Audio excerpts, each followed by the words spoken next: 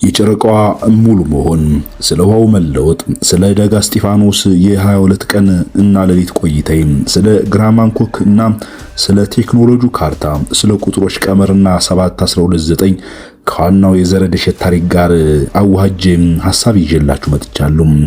ይህ እጅግ የሚገርምና በኢትዮጵያ ምድር እውነት የተፈጠረና እየተከሰተ ያለ የኔ የናቡቴ ትክክለኛ የእውነት ፍለጋዬ ነው። ፕሮግራሜ ፍጻሜ ድረስ አብራችሁ ይስጥቆዩ። አንድ የቴክሳስ ኬሚካል መሐንዲስ ዓለምን ያስደነገጠና ያስገረመ እጅግ ታምር ያስባለ ጉዳይን ይዞ ብቅ ብሏል። ማህሙድ ጁዋይዲ የተባለው ሳይንቲስት እውነተኛዋ ኤደን ገነት ሜሶፖታሚያ አይደለችም፣ በኢትዮጵያ ጣና ዳር ናት ብሎ ሲያውጅ ዓለም በድንጋጤ ተውጣለች። ዛሬ ይህ አሜሪካዊ ሳይንቲስት በኬሚካል ቀመር ያረጋገጠው እውነታዊ እና ከ3000 ዓመት በፊት የአባቶች መጽሐፍ ከተጻፈው ከ712 እና 9 ሚስጥራዊ ካርታና እውነት ጋር እንዲሁም ከናቡቴ ፍለጋ ጋር የሚያገናኝ እውነት አለ። አብራችሁ ይስጥቆዩ። ይህንን በዝርዝር የምነግራችሁ ይሆናል።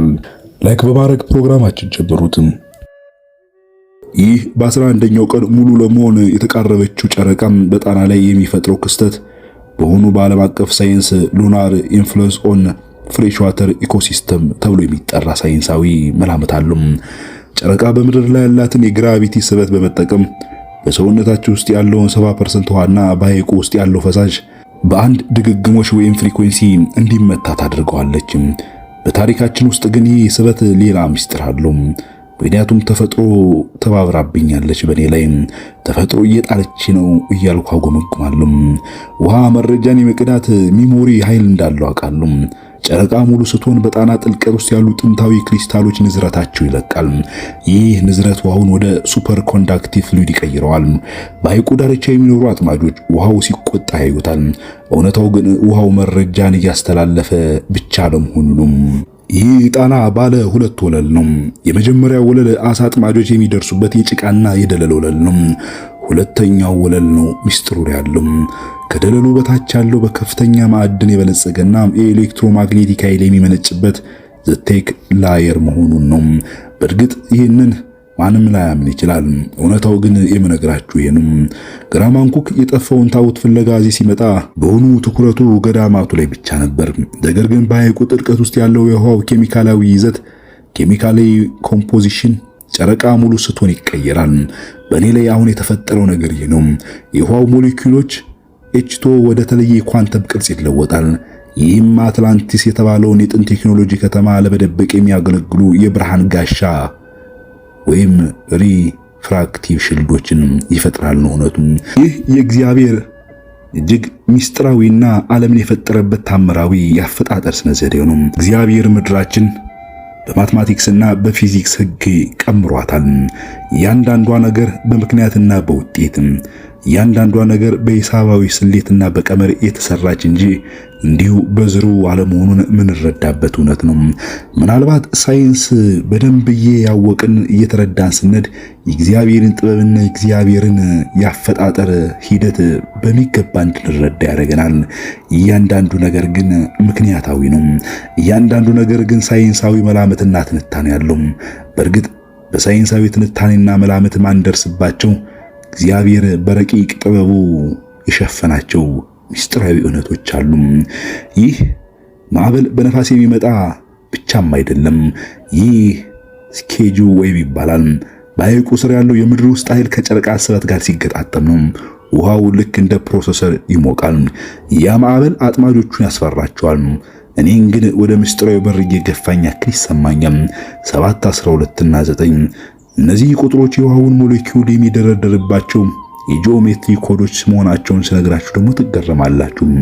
7 የውሃው ፒኤች መጠን ነው። 12ቱ የውሃው ሞሌኪውሎች ትስስር ነው። 9ኙ የንዝረት እርከን ቫይብሬሽናል ሌቭል መሆኑ ነው። እንግዲህ በሐይቁ ዙሪያ የሚኖሩ ሰዎች ውሃውን ይጠጡታል፣ ይታጠቡበታል። ነገር ግን ውሃው ውስጥ የተደበቀውን የናኖ ቴክኖሎጂ ፈሳሽ አያውቁትም። ይህ ውሃ የጥንት አባቶች ጸበል የሚሉት፣ ሳይንሱ ደግሞ ስትራክቸራል ዋተር የሚለው የሰውን አእምሮ ጂን የመቀየር ኃይል ያለው ምስጢር መሆኑን ስነግራችሁ ደግሞ ትገረማላችሁ። በደሴቲቱ አካባቢ የሚኖሩ መነኮሳት እንኳን ይህንን ምስጢር አያውቁትም፣ እጅግ ጥቂት ከሆኑት በስተቀር። ለዚህ ነው 22 ቀን እዚህ እንድቆይ የተደረገው። ሰውነቴ ከጣናው የኳንተም ውሃ ጋር እንዲላመድ ባዮሲንክ እያደረገ ነው። ይኸውላችሁም ማዕበሉ ሲነሳ ጨረቃዋ ደም ስትመስል ጣና ሐይቅ መናገር ይጀምራል። ሳይንቲስቶቹ ማዕበል ነው ይላሉ፣ አጥማጆቹ ቁጣ ነው ይላሉ። እኔ ግን ምን እላችኋለሁ መሰላችሁ? ጣና እየተነፈሰ ነው። በውስጡ የያዘውን የ3000 ዓመታት የቴክኖሎጂ ካርታ ለሚያስተውል ሰው እየገለጠ ነው። እየሰማችሁኝ ከሆነ በደንብ አድምጡም። በውስጡ የያዘውን የ3000 ዓመታት የቴክኖሎጂ ካርታውን ለሚያስተውል ሰው እየገለጠ ነው። አሁን በዚህ በ11ኛው ቀን ጨረቃ የውሃው ማትሪክስ ተከፍቷል። ኦ ጌታ ሆይ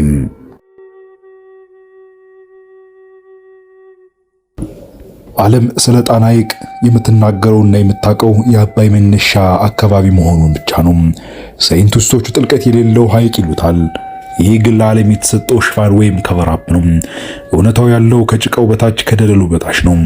ዛሬ በ11ኛው ሌሊት እኔ ናቡቴ በዚህ ሐይቅ ላይ ያለሁት። ጨረቃ ሙሉ ሆናለች። በጣና ሐይቅ ሞለኪውሎች መዋቅር ሞለኪውላር ስትራክቸር ላይ ለውጥ የሚታይበት ምሽት ነው። ጠበብት የአቡሻር ሊቃውንትና የኢትዮጵያ ጥንታዊ መዛግብቶች ሲዘረዝሩና ሲናገሩ ስለ ተፈጥሮ፣ ስለ ፀሐይና ጨረቃ እጅግ የሚገርምና ዘመኑ የሚደግፋቸው የሳይንስ ትንታኔዎችን ከሺህ ዓመታት በፊት በመዛግብቶቻቸው ላይ አስቀምጠዋል። ጨረቃ ሙሉ ስትሆን የመሬት ስበት ኃይል በፈሳሽ አካላት ላይ እንደሚበረታ ይናገራል። በውቅያኖስ ላይ ይህ ማዕበል ይፈጥራል።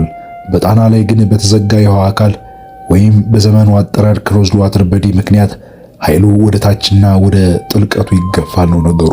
በዚህ ምክንያት ከሐይቁ በታች የሚገኙ የኳርተዝ እና የባዛልት አለቶች በውሃው ግፊት ሲጨመቁ ኤሌክትሪክ ማመንጨት ይጀምራሉ። ልብ በሉም፣ ጨረቃ ሙሉ ስትሆን የመሬት የስበት ኃይል በፈሳሽ አካላት ላይ ይበረታል። በሐይቅና በውቅያኖስ ላይ ማዕበል እንዲፈጠር ያደርግና እንዲሁ በጣና ላይ የተዘረጋው የውሃ አካል ክሎዝድ ዋተር ቦዲ ምክንያት ኃይሉ ወደ ታች ወደ ጥልቀት እንዲገፋ ያደርገዋል። ከዛም ነው ከሐይቁ በታች የሚገኙት እነዚህ ኳርተዝና ባዛልት ያልኳቸው አለቶች በውሃው ግፊት ሲጨመቁ የኤሌክትሪክ ኃይል ማመንጨት የሚጀምሩት። ሐይቁ ዛሬ ማታ እንዲህ አይነት ክስተቶች እየተፈጠሩበት ነው።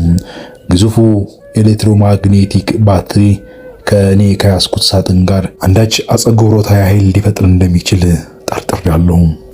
እጅግ የሚገርምና የሚደንቀው ይህ የሐይቁ ወለል ተብሎ የሚታወቀው ጥቅጥቅ ባለ የደለል ሽፋን የተሰራ ሲሆን ይህ ሽፋን እንደ መጋረጃ መሆኑ ነው። እንግዲህ ሚስጥሩ ያለ ከዚህ ስር ነው ማለት ነው። ምናልባት በአንድም በሌላም ምክንያት ይህንን የላይኛውን የደለል ሽፋን ሰብሮ ከታለፈ ወደ ሁለተኛው ሐይቅ ዘ ሳብስትሬን ሌክ መግባት ይቻላል ማለት ነው። ጥያቄው ያለ እዚህ ላይ ነው። ሚስጥሩም ያለ እዚህ ላይ ነው። በርካቶች ጣና ውሃ ብቻ አይደለም ሲሉ አንዳች ነገር የሚያውቁት ሚስጥር ስላለ እንጂ እውነትም ጣና ውሃ ብቻ አይደለም። አባቶቻችን ባወቁ ወደዚህ እንድመጣ የተደረገበት ዋና ምክንያት የተፈጥሯዊ ክስተቶች የፀሐይና የጨረቃ የከዋክብት ጭምር አጸግብሮታዊ ዑደታቸው የሚጀመሩበት የሚወለዱበት እንዲሁም የተለየ ተፈጥሯዊ ክስተት የሚያሳይበት ወቅትና ሰዓት በአቡሻር ጠበብትና በሊቃውን ተመርምሮ ምናልባት እኔ ሳላቅ በዚህ ጊዜ በዚህ ቦታና በዚህ ሁኔታ እንድገኝ የተደረገበት ዋና ምክንያት ወደ ጣና ታችኛው የሐይቅ ክፍል እንድገባ ይመስላል። ያለንባት ታንኳ ትሽከረከራለች። ልጁ ይጮሃል፣ እጅግ በጣም ይጮሃል። እኔ ልቡናዬ እየከዳኝ ይመስለኛል። አዙሪት ውስጥ እየገባን ነው። ምናልባት ወደ ታችኛው የሐይቁ ክፍል እየገባን እንደሆነ እየጠረጠርኩ ነው። ምክንያቱም ማዕበሉ ወደ ውስጥ ይዘፍቀናል፣ ከእንደገና ያወጣናል። የተወሰነ አየር እናገኛለን። እንደገና ከባድ ማዕበል ይነሳና ላያችን ላይ ይከመርብናል። በዚህም ሁነት የላይኛው የሐይቁ ወለል ተብሎ የሚታወቀው ጥቅጥቅ ባለ የደለል ሽፋን የተሸፈነውን እየነካን ወደ ላይ እንወጣለን። ይህ ሽፋን እንደ መጋረጃ መሆኑን ተረዳሁም። በሆኑ እግዚአብሔር የፈቀደው አንዳች ነገር ስላለ እንጂ እንዲሁ ተፈጥሮዊ ክስተቱ በእንደዚህ አይነት ታምርና ድንቅ በሚያስብል ሁነት ከደንገል የተሰራችው እቺ ትንሽዬ ባህላዊ ታንኳም ከሁለት ለመሰበር ምንም ኃይል አያስፈልጋትም ነበርም። እግዚአብሔር ባወቀ እችን የደንገል ታንኳ ጠበቃት።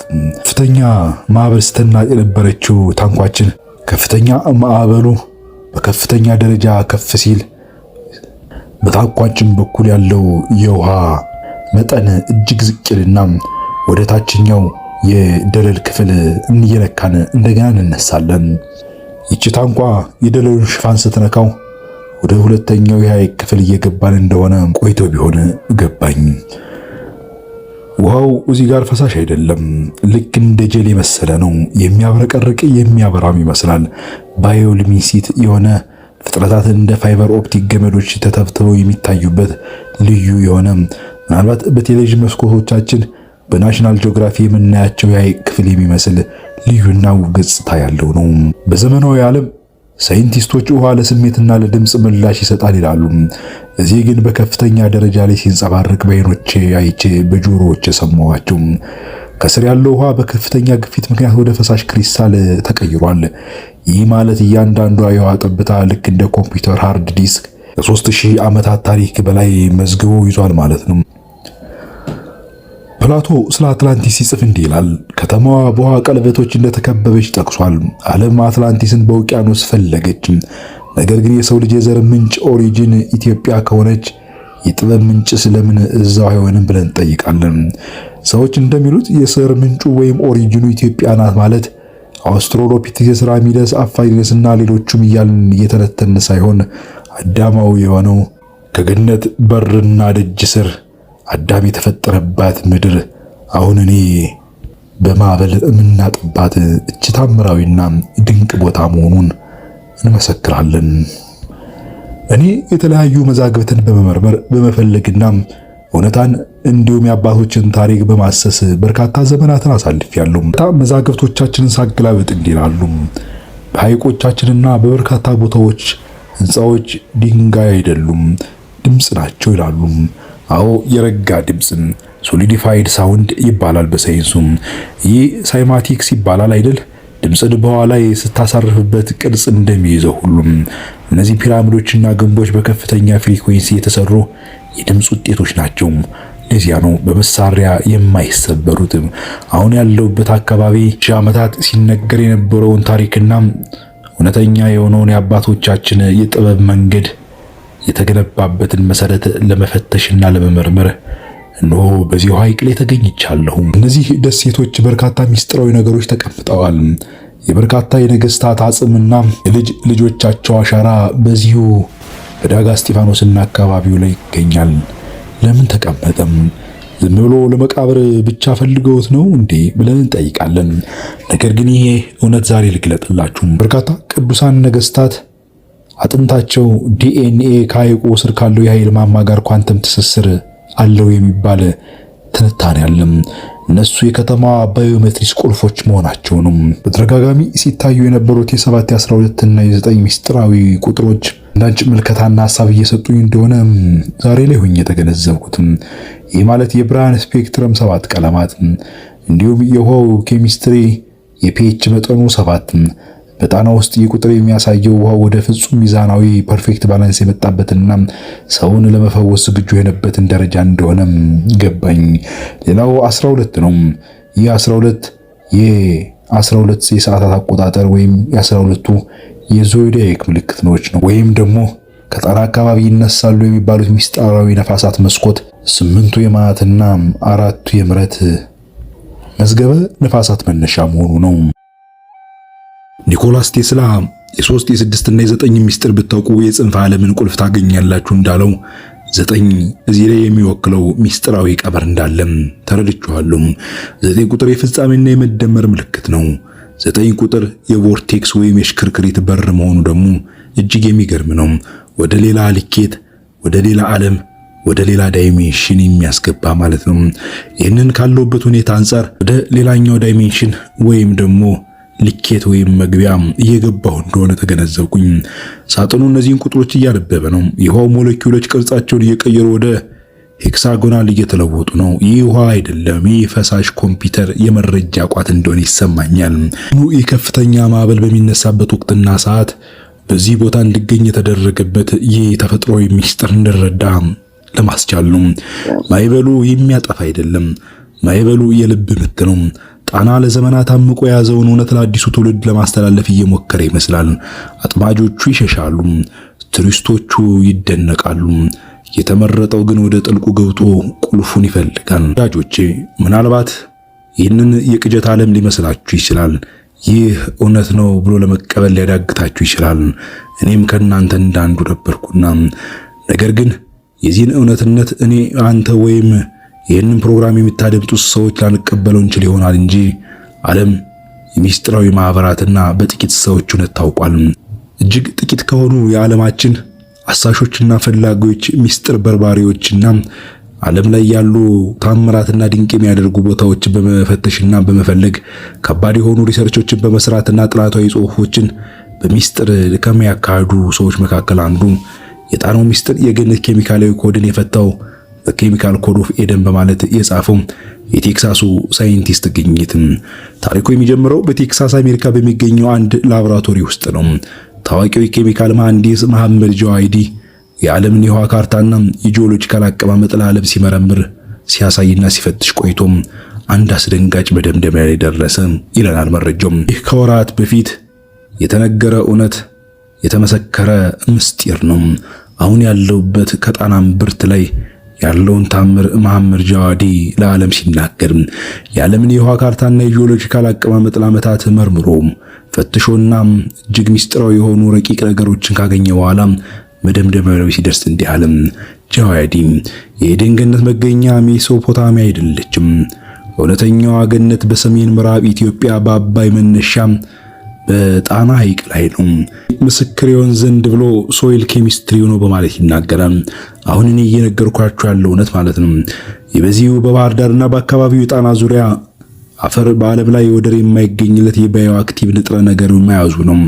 የውሃው ምንጩ አራቱ አፍላጋት የሚከፈሉበት ማዕከል ጣና መሆኑን በሳተላይት ምስሎች ማረጋገጡና ይህንን እውነት ቴክሳስ ላይ ሆኖ ለዓለም መናገሩ ሰሞን የሚዲያዎች መነጋገሪያ ሆኗል። እኔም ይህንን እውነት እየነገርኳችሁ ነው። እኔና ቡቴ ወደዚሁ አካባቢ ስቃረብ የአሜሪካውያን ሳይንቲስቶች ጥናት በጆሮ ያዳመጥኩ ጃዋሂዲ እንደሚለው የአባይን ምንጭ ግሽ አባይ ዝም ብሎ ውሃ የሚፈልቅበት ቦታ ሳይሆን ሃይድሮ ሞለኪውላር ጌትዌይ ወይም ከምድር በታች ካለው ንጹህ የገነት ኃይል ጋር የተገናኘ በር መሆኑን አውቄ ተረድቼም እየነገርኳችሁ ነው። ዓለም ለዘመናት በውሸት ካርታ ስትመራ ኖራለች። አሜሪካዊ መሐንዲስ ግን እውነቱን አገኘው። እውነቱን አግኝቶት ሳይሆን እውነቱን ለዓለም መናገሩ ነው። ይህ እውነት አሁን ያለውበት እጅግ በሚገርምና በሚደንቅ እጅግም በሚያስደንቅ የእግዚአብሔር ታምርና ድንቅ በሆነች በኢትዮጵያ ምድር ውስጥ ያለ አይደረ ሚስጥራትን እየጎበኘው ነው። ገነት በሰማይ ያለች ተረት አይደለችም። እዚሁ ባህር ላይ በአባይ ፈሳሽ ውስጥ የምትኖር ሕያው እውነት እንጂ። የጃዋሂዲ ሳይንሳዊ ቀመር ለኢትዮጵያ አባቶች መንፈሳዊ ምስክርነት እንዲሁ እየነገርኳችሁ ነው። እኔና ቡቴ ተልእኮዎችን ለመፈጸም እዚህዛ በምዞርበትና በፈልግበት ሰዓትና ጊዜ ያገኘኋቸውን እውነት ለእናንተ እየነገርኳችሁ ነው። ምናልባት የመሐመድ ጃዋሂዲን ሐሳብ የነገርኩና ያነሳውላችሁ ሳይንስ ሲነግረንና ሲያረጋግጥልን ከፈረንጅ አንደበትና አፍ ስንሰማው እውነትነቱን የሚያረጋግጥና እውነትነቱን የሚቀበል ማህበረሰብ ባለበት እውነት ብንናገር ተደማጭነት ስለሌለን እንጂ እውነታውስ ቀድሞ አባቶቻችን ሲነግሩን ቆይተዋል። መሐመድ ጃዋሂዲ ጥናታዊ ጽሑፉንና የገለጠውን ሚስጥራዊ ትንተናውን ሲናገር እንዲህ ይላል። ጣና ሐይቅ የዓለምን ኦክሲጅንና ውሃ የሚያጣራ ግዙፍ ናቹራል ሪፋይነሪ ነው ይላል። ከገነት የሚወጣው ንጹህ አየር የዘጠኝ ሰዓቱ ንፋስ በጣና ውሃ ላይ ሲያልፍ በውሃው ውስጥ ያለው ዳታ ያነቃቃዋል እንደሚሉት አቦ ማለት ነው። ይህ መረጃ ነው እንግዲህ በወንዙ አማካኝነት ምድር ሁሉ የሚያጠጣው ላችኋለሁ።